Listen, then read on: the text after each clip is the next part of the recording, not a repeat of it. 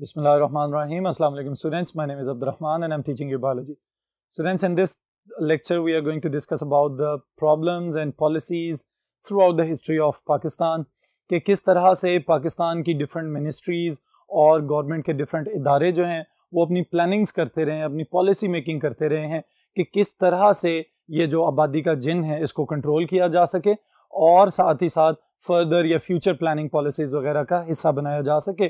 तो इसके लिए जो थोड़ा सा हिस्सा आपके सिलेबस में शामिल है इसको डिटेल से देखते हैं ऑन द बोर्ड।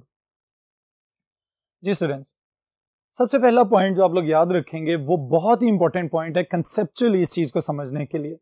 इसमें किसी हद तक पाकिस्तानी रेजिस्टेंस और पाकिस्तानी हेल्थ क्वालिटीज़ और पाकिस्तानी मेडिकल फैसिलिटीज़ की तारीफ भी है, लेकिन दूसरी तरफ हमें एक और इसका तारीख पहलू भी नज़र आता है और वो क्या है कि Pakistan extremely high rate of population growth is caused by fouling death rate and high birth rate. अब ये वाली चीज़ स्टूडेंट्स, जब भी किसी मुल्क का जीडीपी वगैरह या किसी भी मईशत का कोई फैक्टर स्टडी किया जाता है तो हम देखते क्या है कि डिमांड वर्सेस सप्लाई क्या है, हुकूमती पैदावार कितनी है और इंसानी पैदावार कितनी जा रही है, आपके पास कुदरती वसाइल कितने हैं और वहाँ पे आबादी कितनी मौजूद है, कितने वसाइल पैदा किए जा सकते हैं किसी एक एरिया के लिए और उसी एरिया में उन वसाइल को इस्तेमाल करने वाले लोग कितने ज़्यादा हैं।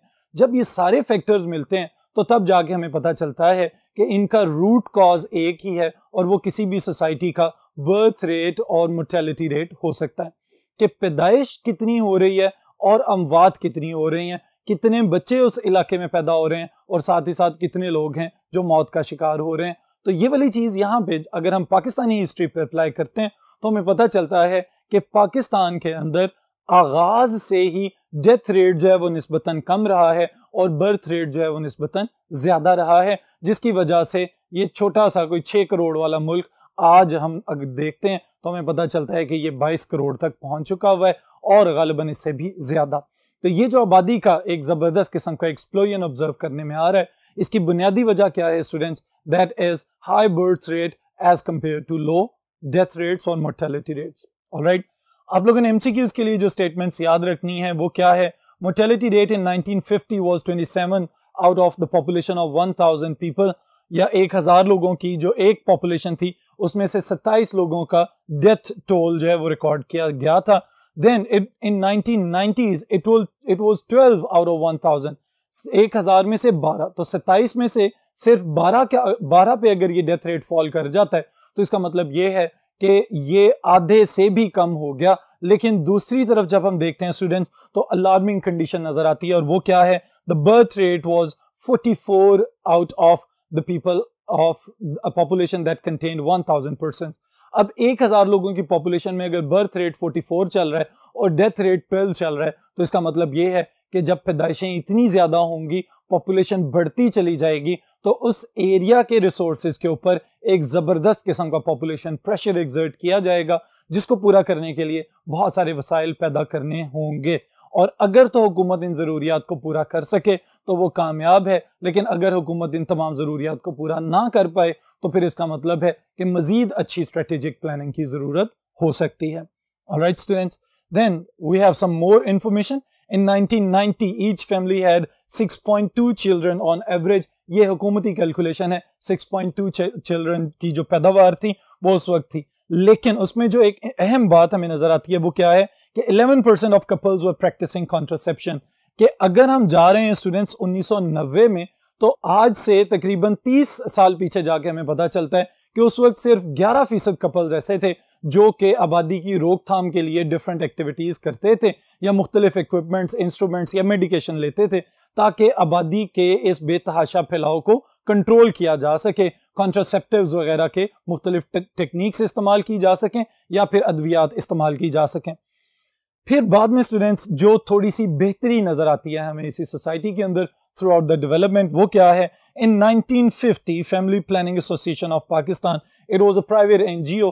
आगाज में इसका गवर्नमेंट से कोई इल्हाक नहीं था, लेकिन फिर वक्त गुजरने के साथ साथ 3-4 साल के बाद जाके इसे सरकारी फंडिंग मिलना स्टार्ट होती है। Alright students, so it initiated efforts to contain population growth. पहली मरतबा अवेयरनेस इन्होंने सोसाइटी के अंदर फैलाना शुरू की कि अगर इसी रेट पे आबादी बढ़ती रही, इसी रेट से बर्थ रेट चलता रहा तो फिर मुस्तकबिल में 10 साल या 20 साल या 30 साल के बाद बहुत सारे मसाइल और बहुत सारे बहरान इनका हमें सामना करना पड़ सकता है। 3 years later, government began to fund the association, and in 1955 to 60, government combined population planning efforts in hospitals and clinics. अब यहाँ पे हमें पता चलता है कि सरकारी लेवल पे जाके इस चीज़ को संजीदगी से लोगों ने सोचना शुरू किया। बहुत सारे वजीर और मुशीर जो हैं, जब वो सर जोड़ के बैठे तो उन्हें पता चला कि भाई वाकई ऐसा ही है। पहले जब हम कोई भी बजट सेट करते थे किसी एरिया का, तो उसमें से at the end of the year बहुत सारी चीज़ें या बहुत सारी जो रिजर्व्स थे वो बचे हुए होते थे। लेकिन जो आबादी बढ़ती जा रही है, तो आफ्टर एवरी 2-3 years 4-5 years पता चलता है कि अब मुल्क या कोई एक सूबा या कोई एक शहर अपने किसी मखसूस बजट में फर्दर डेफिसिट में जाना शुरू हो जाता है। तो इसका मतलब ये है कि पॉपुलेशन प्रेशर जो है वो इतना संगीन किस्म के असरात मुरतब कर रहा है सोसाइटी के ऊपर कि अल्टीमेटली गवर्नमेंट जो है उसके फंड्स और उसके बजट्स भी कम से कम होते चले जा रहे हैं।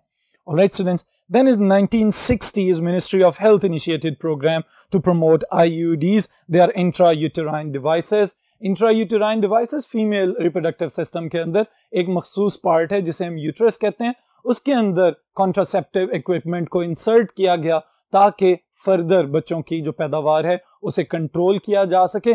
जब पेरेंट्स की मर्जी हो तब जो है अलाउ किया जाए और औलाद हासिल कर ली जाए, लेकिन जब कंट्रोल करना मतलूब हो तो उस वक्त इस तरह की डिवाइसेस वगैरह को इस्तेमाल किया जाए और बच्चों की पैदावार को कंट्रोल करने की कोशिश की जाए।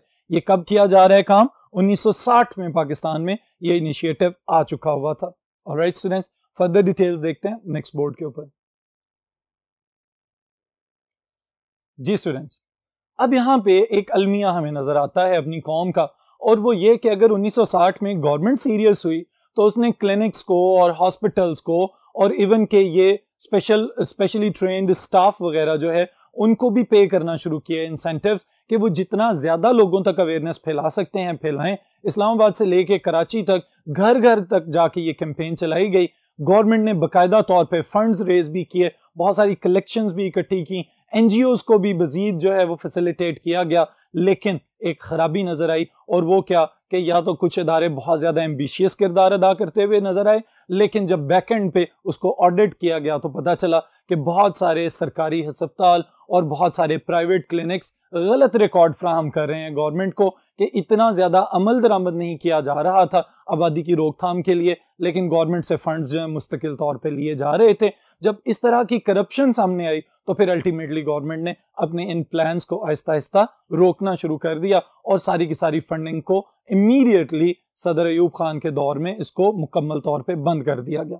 फिर जैसे ही सदर अयूब खान की हुकूमत खत्म होती है तो उसके बाद से फिर थोड़ा अवेयरनेस फैलता हुआ नजर आता है, और हमें यह पता चलता है कि लोग दोबारा से बाकायदा तौर पे पॉपुलेशन वेलफेयर की जानिब सोचना शुरू होते हैं। ऑलराइट स्टूडेंट्स, तब जाके हमें पता चलता है कि population planning programme it was suspended due to these corruption cases, और फिर उसके बाद in late December 1971 population was estimated at 65.2 million.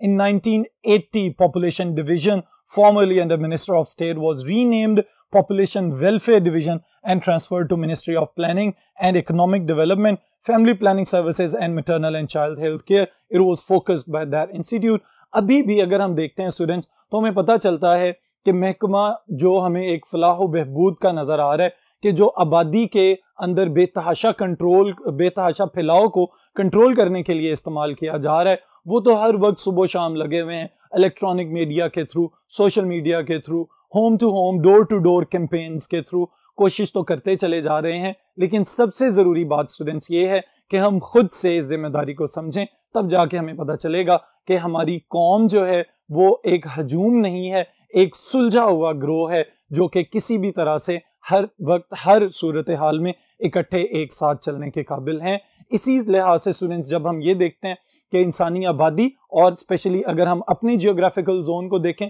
इस मखसूस एरिया में मखसूस वक्त पे जो इंसानी आबादी का फैलाव है, अगर खुदा न खास्ता रिसोर्सेज की कमी और इंसानी आबादी उससे ज़्यादा आगे चली गई तो फिर यही एक्सीडेड बर्थ रेट जो है ये हमारे लिए बहुत ज़्यादा ख़तरनाक भी साबित हो सकता है। तो इन पॉइंट्स पे, इन नकात पे खुद भी सोचें, अपना जो अच्छा आप लोग अमल इसके अंदर शो कर सकते हैं, जो भी कुछ कंट्रीब्यूट कर सकते हैं उसको ज़रूर फैलाएं। फिर इंशाल्लाह ताला नेक्स्ट टॉपिक के साथ नेक्स्ट सेशन में मुलाकात होगी।